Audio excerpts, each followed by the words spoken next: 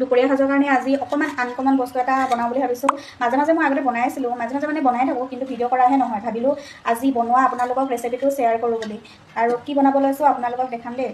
এয়া ভাতকেৰেলা পুৰ বনাব লৈছোঁ, গম পায়নে? ভাতকেৰেলা ধুনীয়াকৈ বইল কৰি লৈছোঁ। বইল কৰি লৈ মানে প্ৰেছাৰত এটা চিটি মৰাই লৈছোঁ দেই। তাৰপিছত এইখিনি ভিতৰখিনি এতিয়া ওলাব লাগিব। আৰু কি ৰেডি কৰিছোঁ দেখাম আপোনালোকক ৰ'ব। ইয়াত আদা, ৰচুন আৰু অকণমান বিলাহী দিছোঁ। আৰু এইফালে পিঁয়াজ দুফাল দেখিছেনে, এফাল আৰু এয়া মিহিকৈ কাটি ল'ম। চাই থাকিবচোন আপোনালোকে। এইফালে এইখিনি ভাতকেৰেলাখিনি ধুনীয়াকৈ এনেকৈ মাজৰটো এখন চামুচেদি উলিয়াই লৈছোঁ, দেখিছেনে?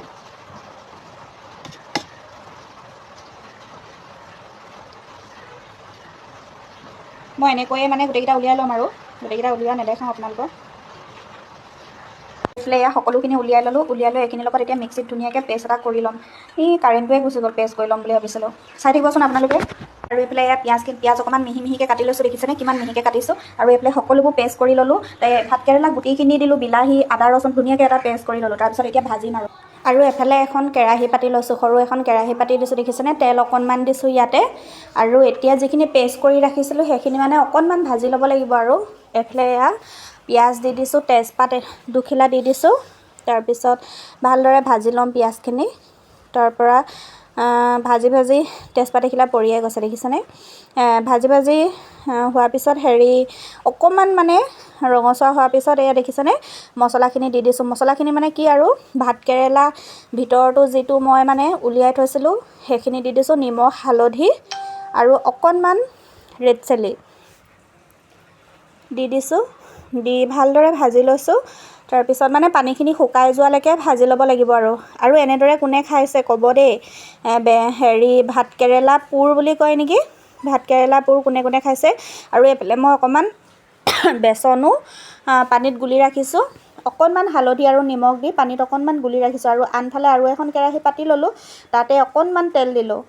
আৰু এইফালে এয়া ভাতকেৰেলাখিনিত যিখিনি ভাজি ৰাখিছিলোঁ সেইখিনি অকণমান ঠাণ্ডা হ'ব দিলোঁ দেই। ঠাণ্ডা হ'ব দিয়াৰ পিছত ভাতকেৰেলাটো মাজত ভৰাই দিছোঁ। ভৰাই দিয়াৰ পিছত বেচনত অকণমান লেটিয়াই লৈছোঁ। লেটিয়াই লৈ পেলাই ফ্ৰাই কৰিম। আৰু চাই থাকিবচোন আপোনালোকে। খাই কিন্তু বহুত ভাল লাগে। আৰু এনেকৈ মাছৰ কণীৰ লগত খায়ো ভাল লাগে দেই। মই এতিয়া ভিতৰত যিখিনি দিছোঁ সেইখিনি নিদি যদি আপুনি সৰুকৈ পিঁয়াজ আৰু মানে মাছৰ কণী ভাজি লৈ তাৰ মাজত ভৰাই দি দেখিছেনে গোটেইকেইটা ধুনীয়াকৈ মই এতিয়া লুটিয়াই দিম।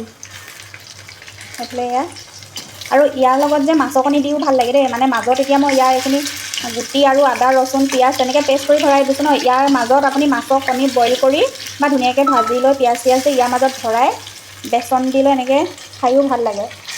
আপোনালোকে কোনোবাই খাইছে নেকি জনাব দেই। মাছৰ কণী দি খাই মানে বেছি ভাল লাগে। আৰু